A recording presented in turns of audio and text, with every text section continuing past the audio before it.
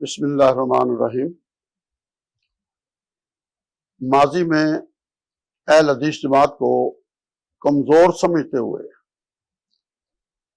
متعدد شہروں میں یہ چیز دیکھا گیا کہ اہل حدیث مساجد پر قبضے کا ایک رجحان تھا،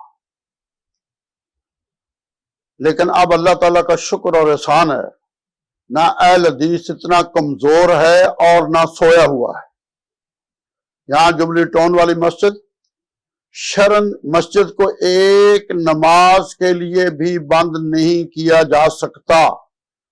انتظامیہ نے محض اس لیے کہ یہ مسجد اہل حدیث کی ہے، NOC اہل حدیث کے پاس ہے، نمازیں اہل حدیث پڑھا رہے ہیں، جمعہ اہل حدیث پڑھا رہے ہیں، اور اس کو محض دوسری پارٹی کے کہنے پہ سیل کیا ہوا ہے۔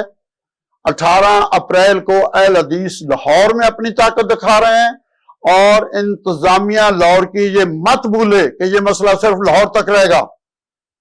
اگر ہمارے مسجد کو ہمارے حوالے نہ کیا گیا، یہ مسئلہ پورے پاکستان میں اٹھے گا اور بڑی شد و مت کے ساتھ اٹھے گا، اور اس کی تمام ترین ذمہ داری لاہور انتظامیہ پہ ہوگی، جو کہ ایک دوسرے فریق کی مدد پہ تلی ہوئی ہے۔ والسلام علیکم۔